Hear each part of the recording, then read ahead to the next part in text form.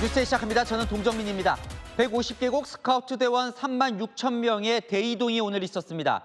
태풍 카눈 영향으로 조기 철수를 결정했지요. 새만금에서 버스 1000여 대에 나눠 타고 전국 곳곳으로 이동하고 있습니다. 기업, 대학, 종교단체, 이 자원봉사자, 이 사실상 전 국민이 국가적 행사 망칠 수는 없다면서 수습에 나서고 있습니다. 자, 먼저 이 경제 효과 6천억 원 기대했다가 일정도 채 다 못 끝내고 대원을 떠나보낸 새만금 현지부터 연결해 보겠습니다. 잼버리 대회장에 서주희 기자 나가 있습니다. 자, 서 기자, 이제 다 출발은 했습니까? 네, 오후 6시 기준 버스 820여 대가 이곳 새만금을 떠났는데요. 출차율은 82%로 집계됐습니다. 당초 6시간 정도 걸릴 것으로 예상됐지만 3시간 이상 더 걸린 셈인데요. 이곳 야영장엔 어제만 해도 텐트들이 빽빽했지만 대부분 철거되면서 한적한 분위기가 연출되고 있습니다. 오전 9시 대만 대표단을 시작으로 각국 대원들이 순차적으로 이동했는데요. 156개국 참가자 3만 6천여 명이 버스 1000여 대에 나눠 타고 야영지를 떠나는 모습입니다. 전국 8개 지역에 마련된 숙소로 흩어지게 됐습니다. 수만 명이 한꺼번에 이동하는 만큼 안전이 무엇보다 중요한데요. 경찰은 기동대 20개 부대와 교통경찰 500여 명 등 1,800명을 투입했습니다. 경찰헬기 4대가 하늘에서 이동 상황을 지휘하고 순찰차 270여 대가 이동하는 버스들을 호위했습니다. 일부 대원들은 조기 철수 결정에 아쉬움을 표하기도 했는데요. We are going to Seoul again, so it's very disappointing. We are waiting for, we are doing activities, and now we can't do anything like that. It's very unfortunate that we have to leave because of the typhoon. Closing ceremony on the 11th of August, and I'm looking forward to that. Hopefully see some other scouts. 조직위원회는 대원들이 야영장을 떠나도 잼버리가 끝나는 건 아니라고 강조했습니다. 대원들은 각 지역에서 다양한 잼버리 프로그램들을 소화한다는 설명입니다. 지금까지 새만금 잼버리 현장에서 전해드렸습니다. 새만금에서 철수한 대원들은 숙소에 속속 도착하고 있습니다. 이 서울과 수도권에 마련된 숙소는 대부분 대학 기숙사들인데요. 어떻게 지내는지 궁금합니다. 현장에 취재기자 나가 있습니다. 김태우 기자, 지금 어디 나가 있습니까? 네, 이곳은 경기도 용인시에 있는 명지대 자연캠퍼스입니다. 새만금에서 버스 38대를 나눠 타고 온 1,300여 명의 스카우트 대원들이 지금도 속속 도착하고 있습니다. 기숙사 방을 배정받고 짐을 푼 스카우트 대원들 중 일부는 여유롭게 캠퍼스를 거닐고 있는 모습입니다. 이곳 기숙사 건물 3개 동에는 독일 연맹 소속 1,200명과 파푸아뉴기니, 수단 등 7개 국가 참가자 180여 명이 함께 머물게 됩니다. 기숙사 방에는 옷장과 침대, 책상이 있고 공용 화장실과 샤워실도 갖춰져 있습니다. Yeah, very good, very good. So long as some aircons provided that can cool off and reduce our body temperature, and we can feel more comfortable than Semangum. It's very hot, high humidity. Yeah, but thank you for accommodating us here. 새만금을 떠난 스카우트 대원들은 지역별로 서울 17곳, 경기 64곳, 인천 8곳, 충남 18곳 등 전국 8개 시도 128곳의 시설에 분산 숙박하게 됩니다.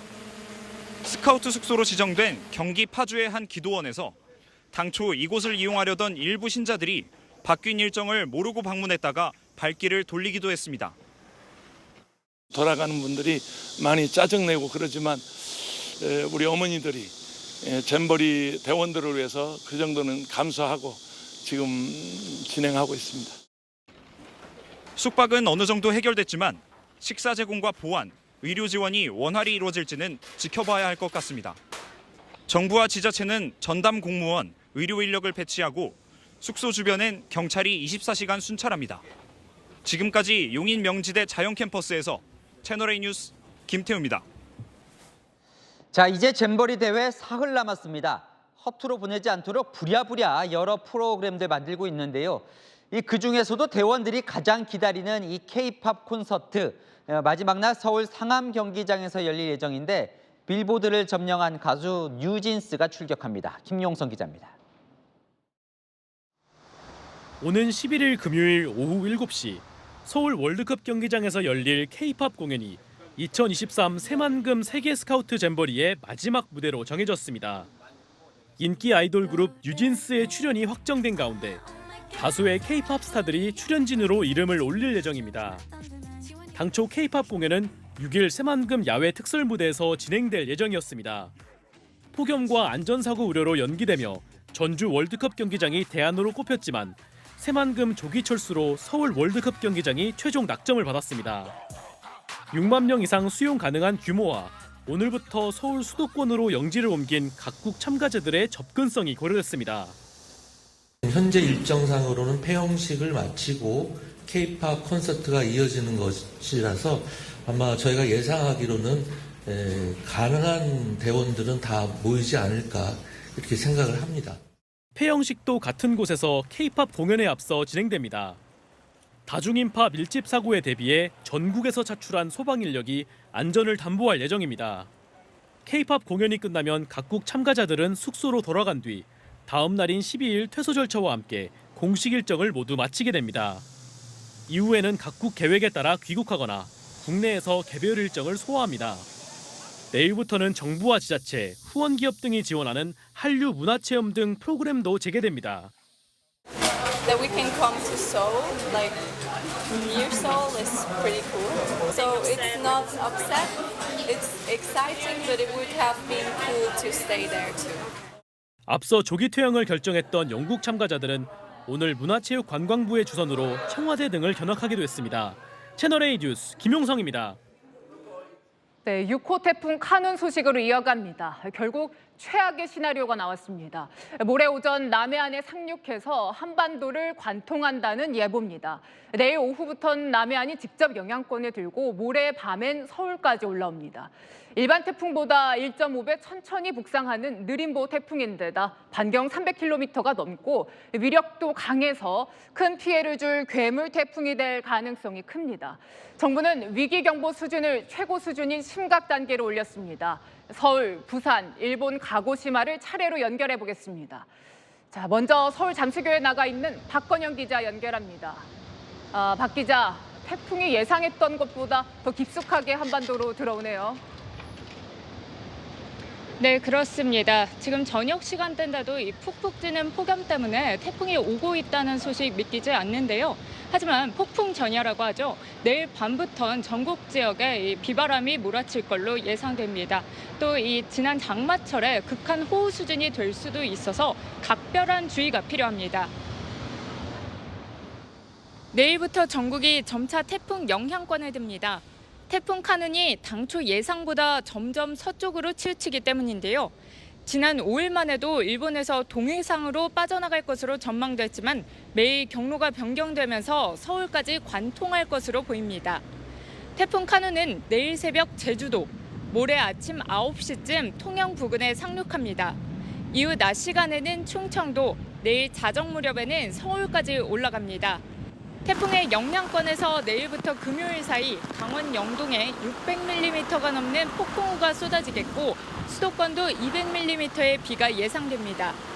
더 큰 문제는 태풍이 한국에 상륙하는 순간도 강한 세력을 유지할 걸로 보인다는 겁니다. 또 상륙한 뒤에도 일반 태풍보다 속도가 1.5배 정도 느려서 그만큼 강한 비바람이 오래 지속돼 피해가 우려됩니다. 2002년 태풍 루사가 시속 15km로 한반도를 통과하면서 250명의 인명피해와 5조 원이 넘는 재산 피해를 남기기도 했습니다. 오늘 오전 도쿄 해상 부근에 생긴 태풍 라는 국내에 영향을 줄진 아직 미지수입니다. 이런 가운데 행정안전부는 오후 5시부터 위기경보 수준을 최고 수준인 심각 단계로 중대본 비상 대응 단계도 최고 3단계로 상향했습니다. 지금까지 서울 잠수교에서 채널A 뉴스 박건영입니다.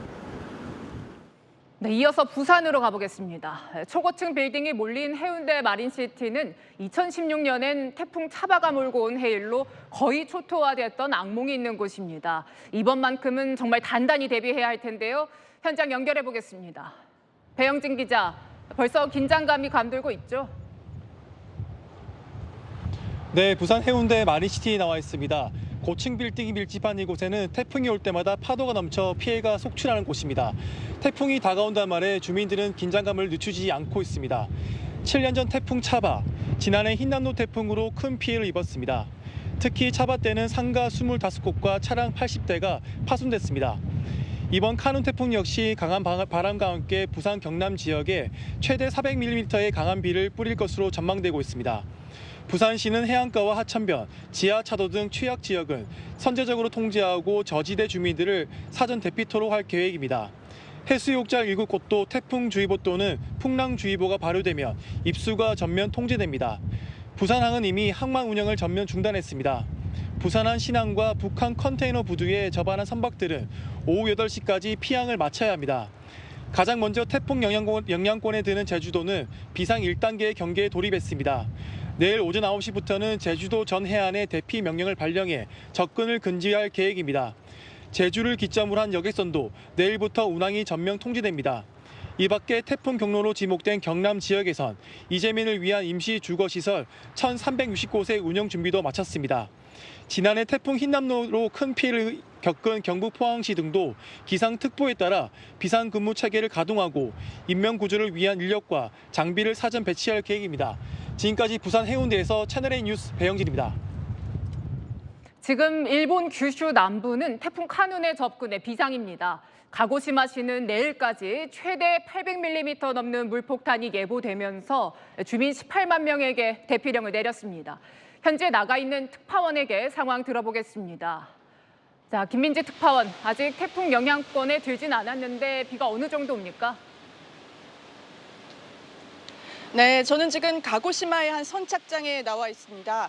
오후부터 비가 세차게 내렸고 지금은 강한 바람과 함께 비가 다시 내리기 시작했습니다. 가고시마의 뱃길은 모두 끊겼고 보시다시피 제 뒤에 있는 선박들은 밧줄로 꽁꽁 묶인 상태입니다. 이곳 가고시마는 내일 태풍의 영향권에 들어서기 전에 피해를 최소화하기 위해 만반의 준비를 하는 모습이 곳곳에서 포착됐습니다. 오후 4시를 기준으로 가고시마시에선 주민 18만 7천 명에게 대피령을 내렸습니다. 가고시마와 미야자키 등 규슈 남부 지역의 항공 132편이 결항됐고 규슈 지역을 달리는 신칸센도 오후 2시 이후 운행이 전면 중지됐습니다. 시내 쇼핑몰과 음식점은 대부분 일찍 문을 닫았고 강풍 피해를 우려해 유리창에 테이프를 붙여 대비하는 가게도 적지 않았습니다. 카눈은 현재 가고시마현 야쿠시마 섬 남쪽 90km 해상을 느린 속도로 북진하고 있습니다. 중심 기압은 970헥토파스칼, 최대 순간 풍속은 초속 40m로 내일 규슈 서남부 지역을 지나 모레 한국으로 향할 것으로 보입니다. 일본 기상청은 오늘 저녁까지 가고시마와 미야자키 등 규슈 남부 지역에는 300mm의 비가 내리고 내일까지 추가로 최대 500mm의 비가 내릴 것으로 예보했습니다. 이런 가운데 일본 남쪽 해상에서 태풍 7호 란이 발생했는데 내일 모레 북서쪽으로 방향을 틀어 일본 시코쿠 섬으로 진행할 것으로 보입니다. 지금까지 가고시마에서 채널A 뉴스 김민지입니다. 지난 장마에 극심한 피해를 입고 폭염 때문에 복구도 더딘 수재민들은 막막하기만 합니다.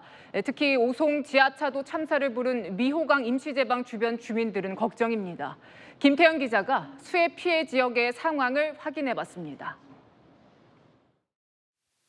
집중호우로 무너지면서 오송 지하차도 참사를 불러왔던 미호강 임시제방입니다. 다리 밑부분까지 모래주머니를 쌓으며 보강 공사가 한창입니다. 하지만 태풍이 온다는 소식에 주민들은 걱정입니다. 뚝 무너질까 봐 걱정이죠. 또 저게 또 지금 해놨다는 임시방변을 해놨다는 그 뚝이 지금 저거 눈가리가 아웅식이지 저게 뭐. 제방이 무너져 물난리를 겪었던 마을. 3주가 지나도 달라진 게 없습니다. 물에 잠겼던 공장은 여전히 휴업 중입니다. 태풍 피해까지 겹치면 그나마 남은 희망마저 모두 사라질 판입니다. 태풍 피해가 또 일어나면은 뭐 어떻게 할 수 있을까요? 아무것도 못할 것 같은데. 500mm 넘는 집중호우에 제방이 무너졌던 충남 청양군 마을. 연일 계속되는 폭염 속에서 복구 작업에 매달렸던 주민들은 태풍 소식에 잠을 설칩니다. 기껏 복구해 놓은 게 강한 비바람에 물거품이 될까 걱정입니다. 아직도 사람손 갈 게 많죠. 비를 다 찌그러진 데는 비를 다 걷어내야. 산사태가 났던 경북 예천군은 아직도 실종된 주민 2명을 못 찾아 수색 중입니다. 자동차가 다닐 수 있을 만큼 복구 작업이 이루어졌지만 여전히 곳곳엔 커다란 돌과 부서진 잔해 등 산사태 흔적이 남아 있습니다. 아직 돌이 그대로 있고 아직 진짜 산사태랑 그대로 있거든요. 그래서 뭐 진짜 얼마나 비가 올지 모르겠지만 사실 걱정이 많습니다. 수의 상처가 채 아물지도 않았는데 설상가상 태풍까지 다가오면서 주민들 아픔은 더 커지고 있습니다. 채널A 뉴스 김태형입니다. 자, 이화영 전 경기부지사 재판이 오늘 있었는데 또 파행됐습니다. 이재명 성남시장에게 쌍방울 방북 비용 대납을 보고했다. 이 전 부지사의 이런 검찰 진술을 증거로 채택하지 말아달라고 이 전 부지사 변호사가 오늘 요청을 했는데요. 그런데 이 변호사 요청을 정작 이화영 전 부지사 본인이 거절했습니다. 이 변호사, 이 전 부지사 부인과 가까운 변호사죠. 대체 무슨 일이 벌어진 걸까요? 성혜란 기자입니다.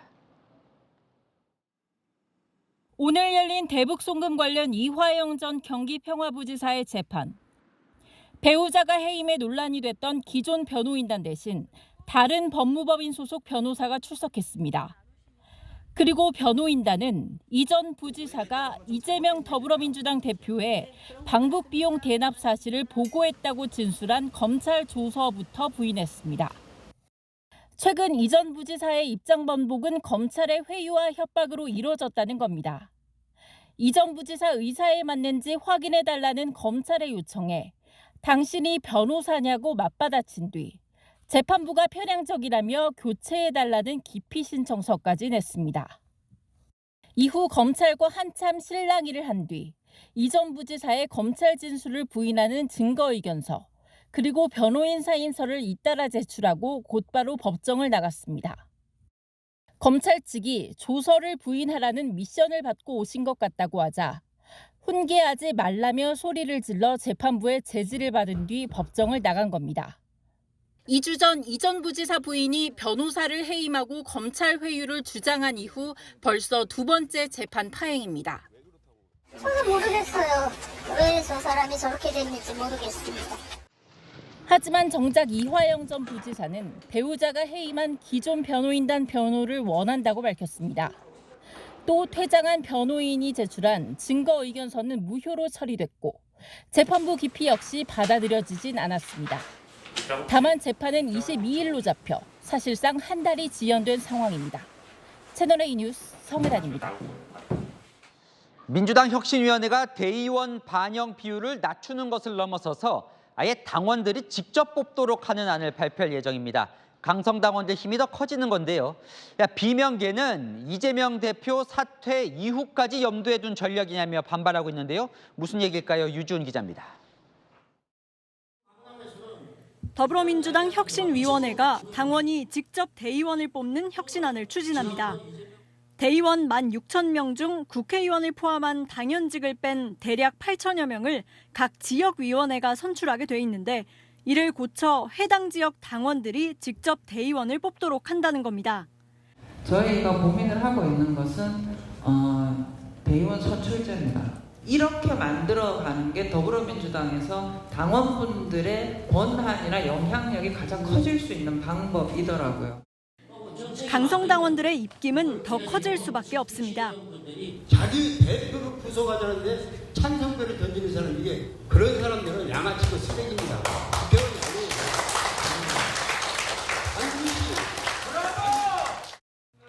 비명계는 이재명 대표 이후 당권까지 염두에 둔 친명계 전략이냐며 반발하고 있습니다.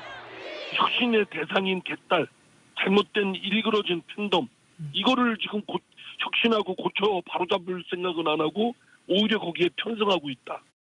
대표가 그만두는 상황을 가정하는 것이 아니라면 굳이 대의원제 폐지 문제를 지금 거론할 이유가 없다. 이달 말 문재인 전 대통령과 친문 의원들이 양산 평산 책방에서 만찬을 추진하는 것으로 알려지면서 개파 간 긴장이 고조되고 있습니다. 채널A 뉴스 유주은입니다. 자, 잼버리 예산으로 전북 부안군이 해외 출장을 갔다 어제 전해드렸는데요.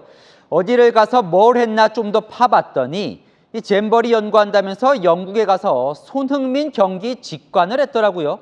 왜 갔는지 한번 물어봤습니다. 또 부안군의 한 공무원은 잼버리 명목으로 해외 출장을 5번이 나갔습니다. 이현재 기자의 단독 보도입니다. 2019년 10월 5일 손흥민 선수가 출전한 토트넘의 원정 경기가 영국 브라이턴에서 열렸습니다. 출장 온 전북 부안군 공무원들이 이 경기를 관람했습니다. 잼버리 개최지를 연구한다면서 개최지인 런던도 아니고 브라이턴까지 가서 축구를 본 겁니다. 당시 출장을 갔던 한 공무원은 채널A 통화에서 당시 체육시설 업무를 담당해 경기장 시설을 둘러보러 갔다고 해명했을 뿐 잼버리와의 연관성은 설명하지 못했습니다.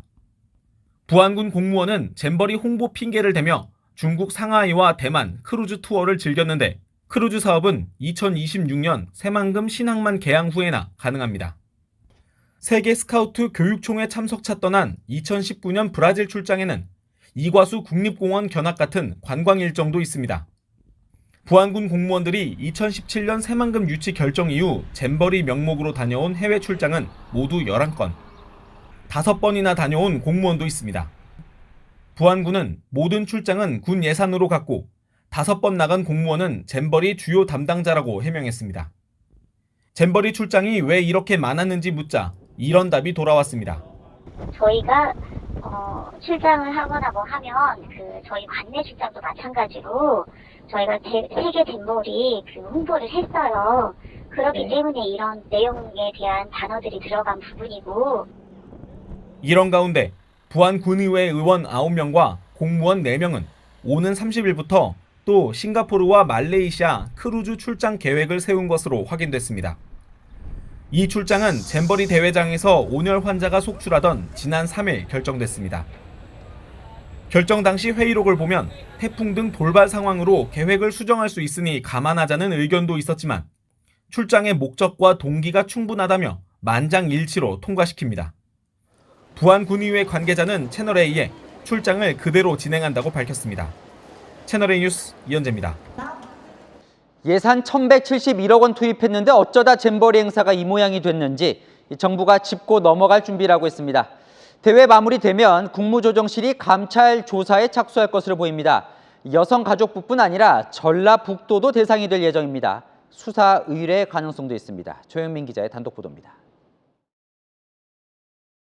지난 2월 대통령실은 윤석열 대통령의 지시로 잼버리 대회가 열리는 새만금 현장을 점검했습니다. 당시 전라북도에 폭염, 폭우, 배수 대응에 대한 미비점을 지적했는데도 보완이 안 됐다는 게 대통령실 설명입니다. 대통령실 고위 관계자는 대통령 지시로 현장을 찾아 지적한 문제가 하나도 안 고쳐졌다며 국무조정실이 감찰하는 방안을 검토 중이라고 말했습니다. 여성가족부와 전북도가 주요 감찰 대상이 될 전망입니다. 다른 정부 관계자는 지자체 고유 업무는 정부 감찰 대상이 아니지만 정부 예산이 투입된 국가 업무의 경우 가능하다고 설명했습니다. 1,000억 원 규모의 대형 예산이 쓰인 만큼 감찰 후 수사 의뢰 가능성도 열어두고 있습니다. 다만 감찰은 잼버리 대회가 끝난 후에 시작할 예정입니다. 김현숙 여성가족부 장관에 대한 문책 가능성도 거론되고 있습니다. 채널A 뉴스 조영문입니다.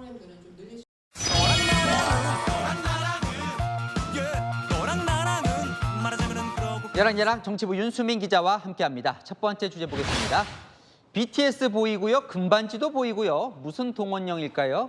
네, 온 국민 동원령입니다. 정부 여당이 이 잼버리 대회 수습을 위해 총력을 다하고 있는데요.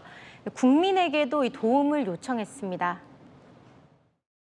우리 국민 한 분 한 분이 대한민국의 홍보대사라는 마음으로 각국 스카우트 대원들을 대해줄 것을 당부했습니다. 대역전 드라마를 위해 뭉칠 때입니다. 위기의 나라를 살렸던 금반지 정신으로 돌아가면 못 해낼 게 없습니다. 그러니까 IMF 외환위기 때 금모으기 운동 이야기하는 것 같은데요. 뭐 그러잖아도 국민들이 다 나서고 있습니다, 지금. 네, 우리 국민들의 따뜻함에 전 세계 스카우트 대원들이 고마움을 표했습니다.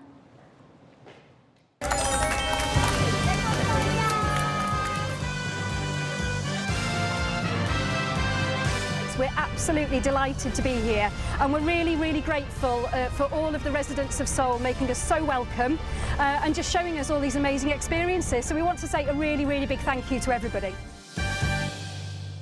근데 뭐 어찌 보면 사고는 준비 못한 공무원이 치고 국민이 수습하는 생각도 좀 드는데요. 뭐 일단 온 손님은 잘 보내야 되니까요.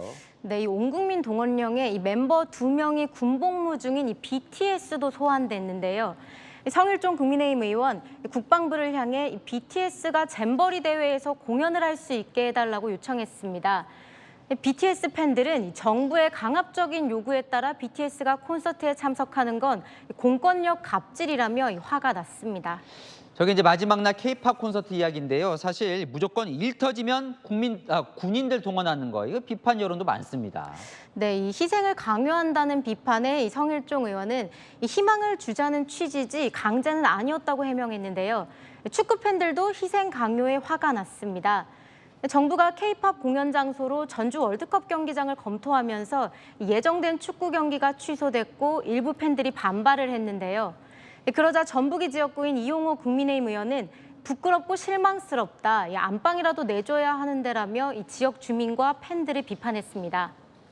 적반하장이라는 거센 질타에 1시간 만에 글은 삭제했습니다. 네, 다음 주제 보겠습니다. 자, 민주당 의원들이 어린이들과 함께 있는데요. 미래 세대 활동가 뭘까요?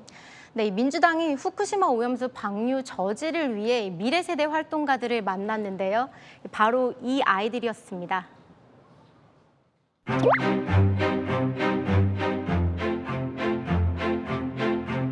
내가 제일 싫은 건 우리나라 대통령이 핵 오염수를 바다에 버리는 걸 찬성했다는 거예요. 저는 핵 발전소보다 더 무서운 말을 써야 한다고 생각해요. 실질적 당사자라고 할 수 있는 우리 미래 세대 활동가 여러분 말씀 잘 들었습니다.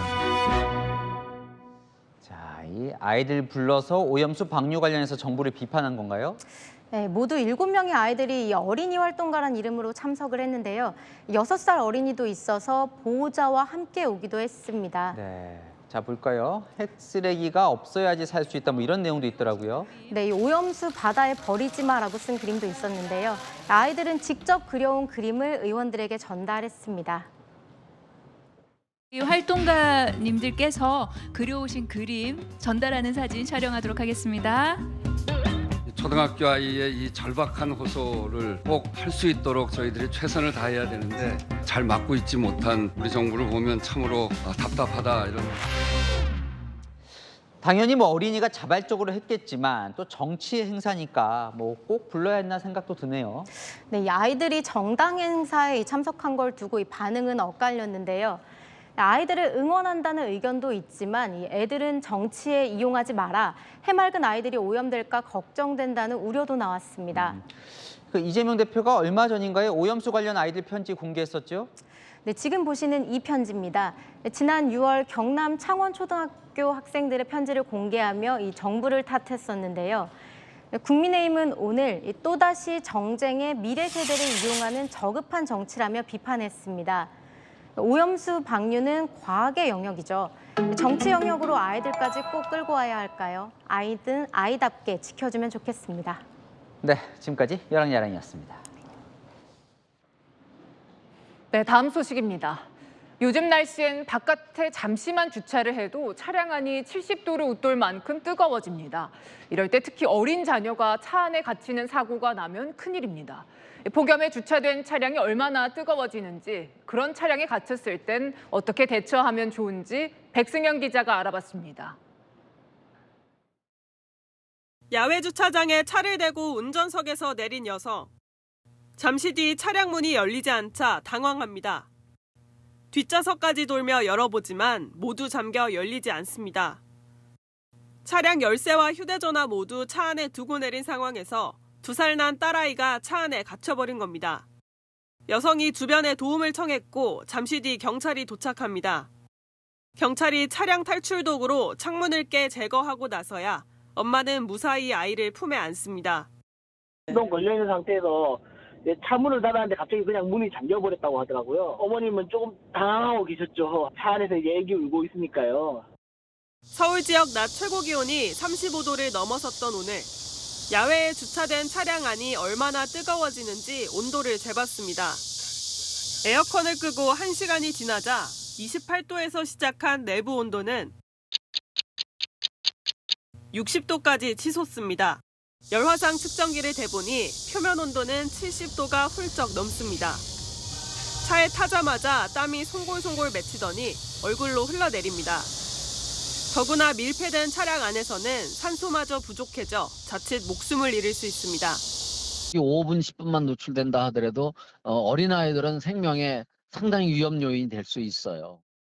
전문가들은 어린아이의 경우 어른보다 체온이 3배에서 5배 빨리 오른다며 차 안에 갇혔을 때 경적을 울리도록 미리 가르쳐주고 위급할 땐 창문 모서리를 조심스럽게 깨 아이를 빠르게 구조해야 한다고 조언했습니다. 채널A 뉴스 백승현입니다. 네, 기록적인 폭염 속에서 누구보다 뜨거운 여름을 보내는 대원들이 있습니다. 화재 출동에 온열 환자까지 챙겨야 하는 소방대원들입니다. 그 현장을 최재원 기자가 동행 취재했습니다. 온열 환자가 발생했다는 신고가 접수되자 폭염구급대원의 발걸음이 빨라집니다. 30도가 넘는 날씨지만 비상의약품이 든 조끼와 구조용 헬멧 착용은 필수입니다. 환자를 확인하려고 찜통 같은 공장 내부로 들어가자 구급대원들의 코팅에 송글송글 땀이 맺히기 시작합니다. 더워요. 시원하게 해드릴게요. 더운 환경에서 아마 작업 중이셔가지고 아마 어지럼증, 일사병 증상이 나타날 수 있거든요. 차에서는 시원한데 이제 밖으로 나올 때마다 이제 엄청나게 이제 그 더운 폭염을 바로 느끼기 때문에 팬티가 좀 젖었습니다. 좀 이렇게 하의가 좀 젖었습니다. 공구 가방을 들고 좁은 골목길을 걸어 올라오는 구조대원들. 트럭이 골목에 끼었다는 신고에 출동했지만 차량 진입이 어려워 직접 장비를 들고 현장으로 뛰어가는 겁니다. 땡볕에서 20여 분가량 이어진 작업에 대원들에게는 빨갛게 익었고 목덜미에는 이미 땀이 뒤범벅입니다. 폭염에도 화재 진압 훈련을 건너뛸 수는 없습니다. 20km 가까운 방화복과 장비를 입고 있으면 화재 현장이 아니라도 이미 불구덩이 옆에 있는 듯합니다. 거의 쉬운 말로 녹초가 된다고 표현하는 게 맞을 것 같아요. 옷은 거의 그냥 물에 풍덩 들어갔다 나온 것처럼 온몸이 땀으로 젖어 있는 그런 상태죠. 채널A 뉴스 최재원입니다. 서울대공원에서 시베리아 호랑이가 돌연 폐사했습니다. 대공원은 이유를 분석 중인데 일각에선 폭염에 방치된 것 아니냐는 말이 나옵니다. 송진섭 기자입니다. 시베리아 호랑이 한 마리가 바닥에 누운 채 꼼짝도 하지 않습니다. 다른 호랑이가 몸을 흔들어도 사육사가 물을 뿌려도 미동조차 없습니다. 지난 6일 폐사한 시베리아 호랑이 수호의 모습입니다. 지난 5월 새끼 호랑이가 전염병에 걸려 폐사한 지 3개월 만에 멸종위기 1급인 시베리아 호랑이가 또 폐사한 겁니다. 호랑이들이 생활하는 방사장 앞인데요. 폐사한 호랑이 수호를 추모하기 위한 공간이 마련돼 있습니다. 전염병 검사 결과 음성으로 나오자 일부 시민들은 폭염에 제대로 대처하지 못한 탓이라고 주장합니다. 수호가 있는 사방사장은 정말 뜨겁습니다. 저희가 그늘막 설치 좀 해달라고 여러분들이 민원도 넣었는데 그늘은 충분하다는 답변을 늘 받았었고. 서울대공원 측은 온열 질환 대비를 충분히 해왔다고 반박했습니다. 또 체온 조절도 할 수 있는 풀장, 또 이렇게 음류대, 또 이런 어떤 이런 암벽이라든지 그 나무 그늘 등이 이렇게 형성이 되어 있죠. 그런 증세는 없었습니다. 서울대공원은 정확한 폐사 원인을 밝히기 위해 부검을 진행하고 있다고 밝혔습니다. 채널A 뉴스 송진섭입니다. SPC 제빵 공장에서 20대 근로자가 기계에 끼어 숨진 게 지난해 10월입니다. 그로부터 10달 만에 근로자가 또다시 반죽기에 끼어 크게 다쳤습니다. 앞서 SPC는 1,000억 원을 들여서 안전관리를 강화하겠다고 약속했었죠. 김승희 기자입니다. SPC 계열사 샤니 성남 공장에서 사고가 난 건 오늘 낮 12시 40분쯤입니다. 50대 근로자가 작업 중 반죽기계에 몸이 끼이는 사고가 발생했습니다. 기계에 사람이 끼었다는 신고를 받았어요. 심정지였고요. 병원 도착한 거는 13시 12분. 근로자는 바로 병원으로 옮겨졌습니다. SPC는 해당 직원이 호흡이 돌아왔고 1차 수술을 마쳤다고 밝혔습니다. 앞서 지난해 10월 평택공장에서 20대 여직원이 반죽기계 끼임 사고로 숨졌는데 1년도 안 돼 안전사고가 또 발생한 겁니다. 사고 이후 허영인 회장이 나서 대국민 사과까지 했습니다. 뼈를 깎는 노력으로 안전관리 강화를 물론 인간적인 존중과 배려의 문화를 정착시키고 신뢰받는 기업으로 거듭날 수 있도록 최선을 다하겠습니다. 당시 SPC는 산업안전보건 전담 인력을 확충하는 등 3년간 1,000억 원을 들여 안전관리를 강화하겠다고 약속했지만 소용이 없었습니다. SPC는 이번 사건과 관련해 경찰 조사에 성실히 임하겠다고 밝혔습니다. 경찰은 사고 당시 2인 1조로 근무 중이었고 수동으로 기계를 조작하다 오류가 있었던 것으로 보고 정확한 사고 원인을 조사 중입니다. 채널A 뉴스 김승입니다. 네, 지난주에 롤스로이스 차량이 인도 위에 행인을 덮치는 사고가 났습니다. 운전자에게선 마약 성분인 케타민이 검출됐는데도 구속하진 않아 논란이 일었었죠. 경찰은 구체적인 투약 정황을 확보해서 이르면 이번 주에 구속영장을 신청하기로 했습니다. 이혜주 기자입니다. 인도 위에 세워진 검은색 차량 주변에 소방차와 구급차가 모여 있습니다. 차량이 건물 외벽에 부딪히면서 떨어진 벽면 잔해가 주변에 널브러져 있습니다. 롤스로이스 차량이 인도로 돌진해 20대 여성을 다치게 한 건 지난 2일 오후 8시 10분쯤.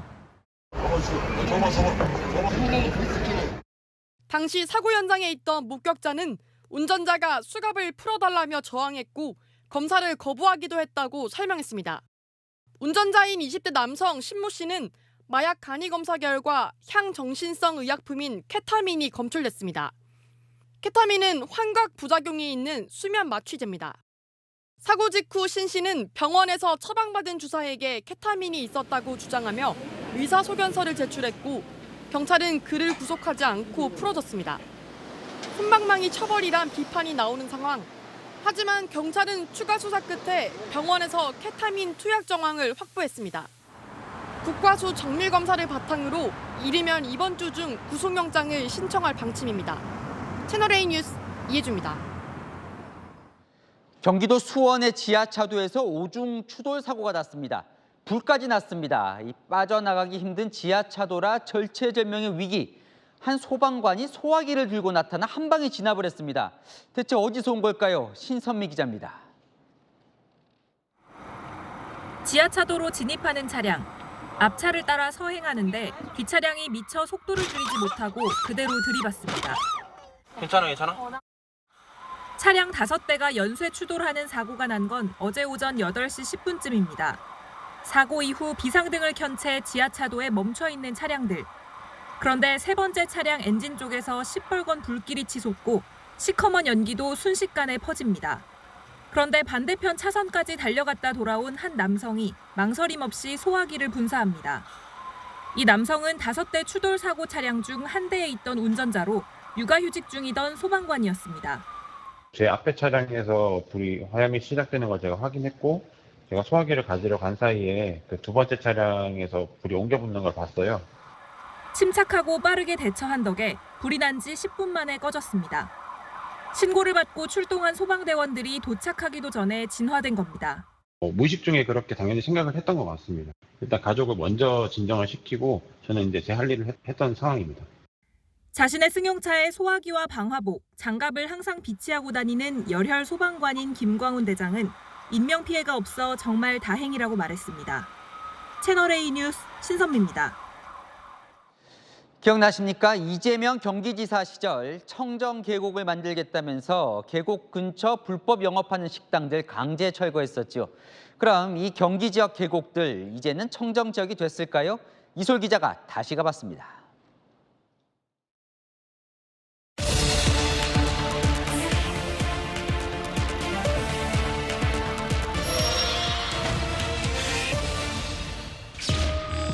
형상이 부서지고 알루미늄 지붕은 종이장처럼 구겨졌습니다.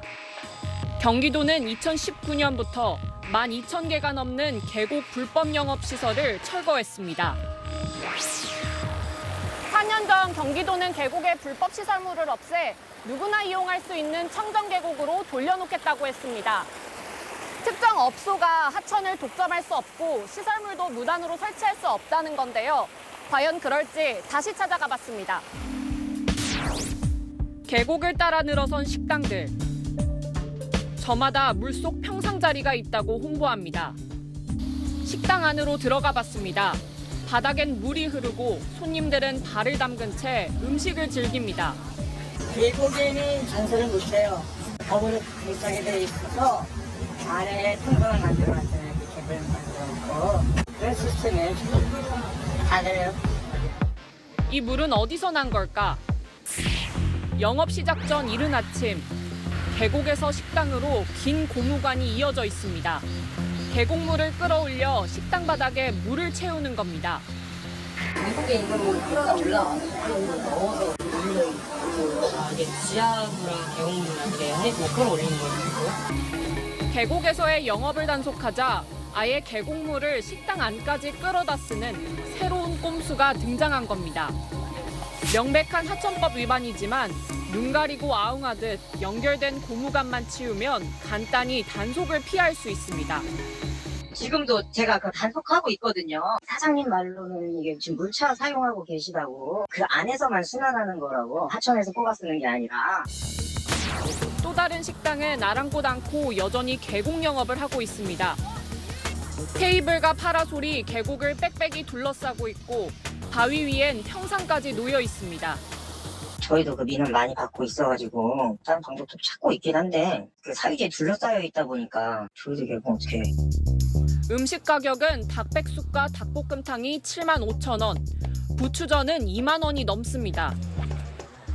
계곡에서 놀려면 바가지는 감수해야 합니다. 사실상 자릿세입니다. 비싸요. 너무 옛날하고 비교할 수가 없어. 비싸요. 너무 비싸요. 아예 지자체가 식당과 협의해 시민들이 무료로 앉을 수 있는 테이블을 설치한 곳도 있습니다. 하지만 막상 자리를 잡으면 식당 주인이 나타납니다. 여기 밑에서 놀려면 식당 이용해야 돼요? 음식을 드시면 느낌 뗄 수가 있어요. 민원도 엄청 들어갔는데 가격도 아니에요. 식당이 뭐라고 하니까 싸우기 싫으니까 사람들이 그냥 다 시켜놓는. 경기도는 한때 감소하던 계곡 불법 영업이 지난해부터 다시 늘었다며 올 여름 강력 단속을 벌이고 있다고 밝혔습니다. 다시 간다, 이소리입니다. 북한이 외국인들에게 골프를 관광 상품으로 내놨습니다. 북한 골프장은 어떤 모습일까요?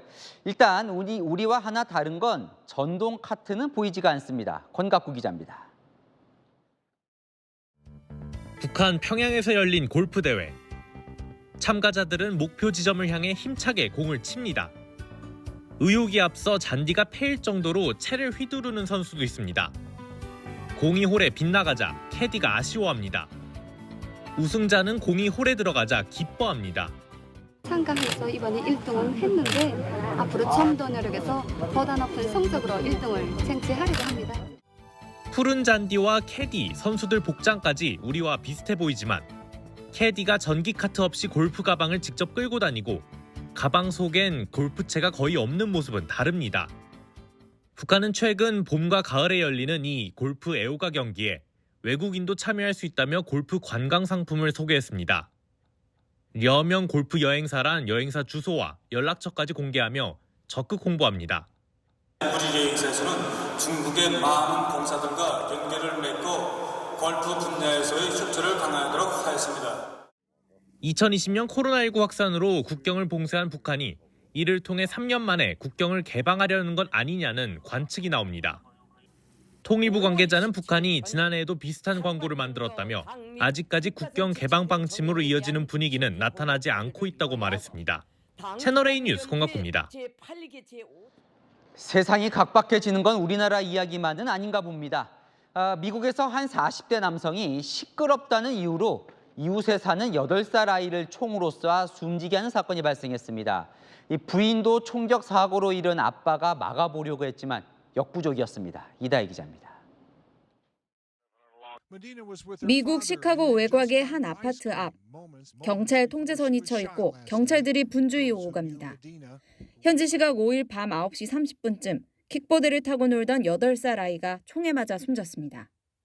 범인은 이 아파트에 사는 40대 이웃 남성으로 너무 시끄럽다며 아이를 쏴버린 겁니다.